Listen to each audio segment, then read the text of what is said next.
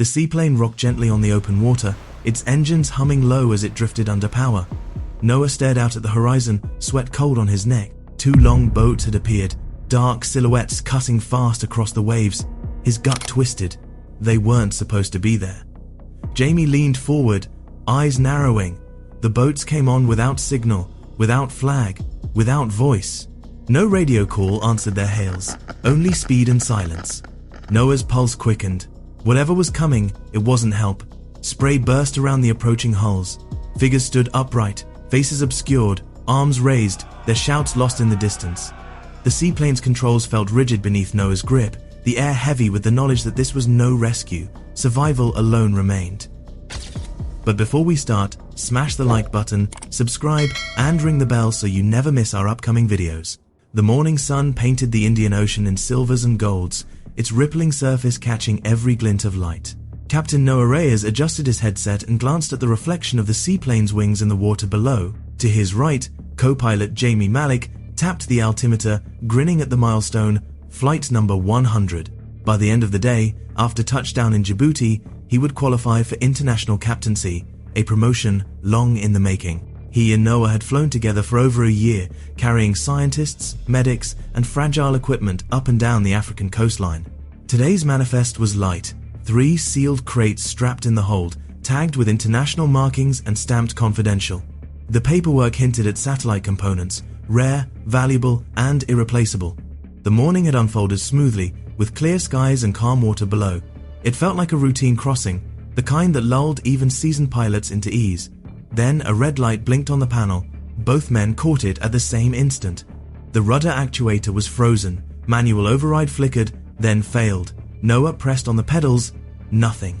The rudder was gone, no resistance, just dead weight beneath his feet. A chill steadiness settled over him, though the tension in the cabin rose sharp and heavy. Beside him, Jamie scanned the instruments, calculating the odds. Without rudder control, they couldn't risk a runway. Even a light crosswind could spin the aircraft into disaster. The decision came quickly. They would have to go down here, on the open sea. Jamie seized the mic and transmitted the mayday, his voice tight but steady as assistance was requested, though both men knew help would not arrive before they were forced to act. Noah adjusted the flaps, setting the descent. The approach demanded precision. Anything less would send them cartwheeling across the surface, tearing the seaplane apart.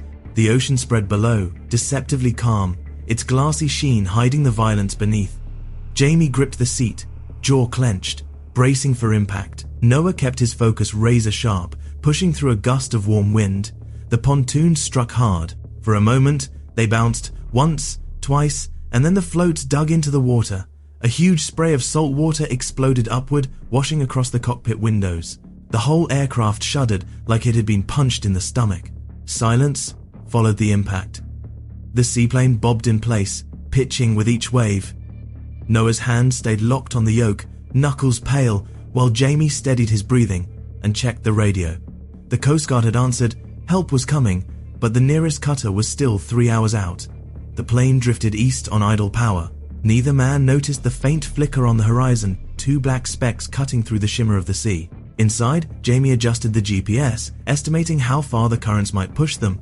The cabin was quiet, but for the creak of metal and the low hiss of the radios. Outside, swells slapped at the floats, nudging the aircraft off course. The hull groaned with each hit. The seaplane wasn't built to drift. 3 hours would be too long. If the strain grew worse, water would find its way in. Jamie studied the rudder again, weighing the only chance they had, force it free and try to stabilize the drift before the sea broke them apart. Jamie suggested steering east toward shipping lanes, then moved aft to inspect the rudder. Crawling into the narrow service access, he found the problem. Not a break, but a jam.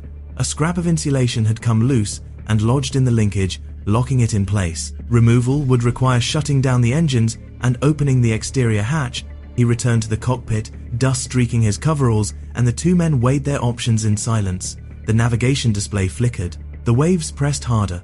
The radio remained quiet. Then, Noah froze, leaning forward, eyes narrowing through the windshield.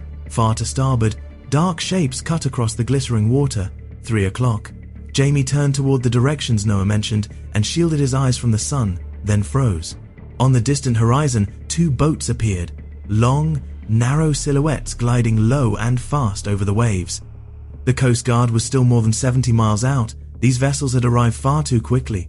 Through the binoculars, their shapes resolved into long, narrow hulls with figures standing upright. No insignia.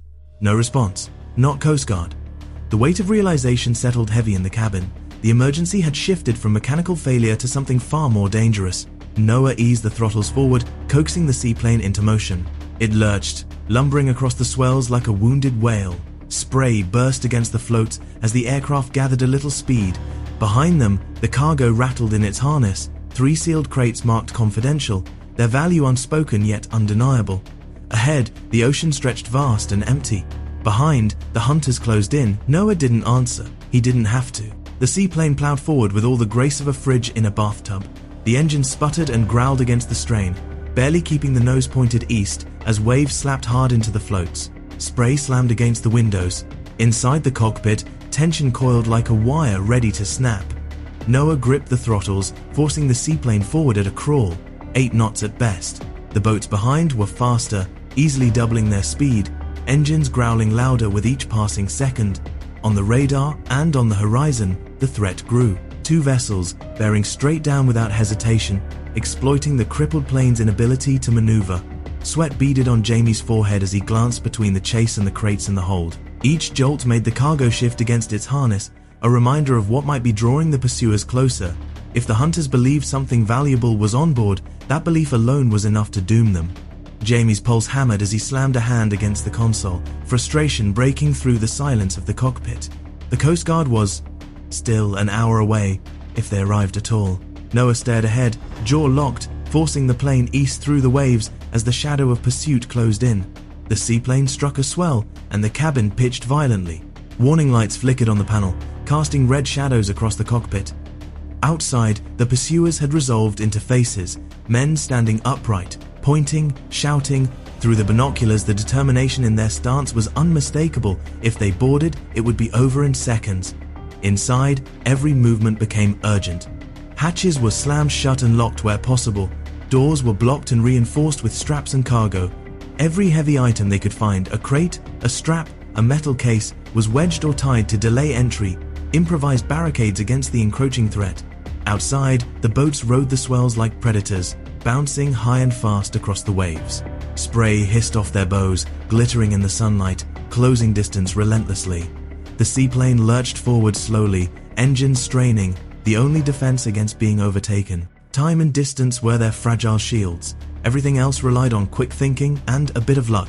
Jamie reached the rear hatch first. It had a manual locking bar, but the mechanism wasn't built for brute force. He kicked a crate into place and yanked down a length of cargo net, tying it around both handles and cinching it tight. Then he dragged the toolbox across and stacked it on top, gritting his teeth as the plane shuddered beneath him. In the cockpit, Noah ran a quick systems check. Not that it mattered much, the plane wasn't going anywhere, but he needed to know what systems he still had. Battery power held steady. The radio still carried a signal. Noah locks the cockpit door, planting a fire extinguisher just inside the entrance, a flimsy weapon, but better than nothing. In the cabin, Jamie wrestled crates into barricades, wedging one hard against the starboard door. Back in the cockpit, Noah's chest heaved as he forced the engines to hold their shallow push east. Their rumble was drowned beneath the deeper, steadier growl of the boats behind. A glance through the side window showed one closing fast, barely a few hundred meters out. Jamie buckled himself in again, eyes fixed on the growing shadows off the beam. The first boat veered left, mirroring the drift. The second slowed, angling toward the blocked side door. Boarding was no longer a possibility, it was about to happen. The seaplane shuddered against the waves as inside, every breath turned shallow, braced for the collision of men and steel. The sound of the boats was loud now, no longer distant. The waves crashed harder, and voices shouted just beyond the thin walls of the seaplane. The whole plane shook as the water around it boiled with movement. Jamie's pulse hammered as he fixed on the blocked side door. The crate wedged against it rattled with each swell, straps biting tighter into the floor mounts. A sharp knock jolted the cabin. Jamie pressed himself against the crate and peered through the narrow window. A shadow shifted just beyond the glass, a blurred figure, a hand spreading wide and slamming flat against it. The gesture carried no words, only pressure and intent. Then the real assault began. Inside, The air grew thick with the sound of stressed steel and the ragged rhythm of shallow breaths. The barricade still held, but only barely. A heavy impact shook the fuselage, harder this time, rattling the cabin walls. The noise stopped abruptly, replaced by silence, then the groan of bending metal, followed by a sharp crack. The lock burst with a metallic snap, the cockpit doors swung open, and 3 men surged inside, clothes dripping, faces obscured by scarves and hoods. One wore a smile that never touched his eyes. Orders came sharp and fast in a language the pilots didn't understand. Ropes were looped around their wrists, drawn tight until the skin burned. Outside the cockpit, 2 more pirates were already working on the cargo.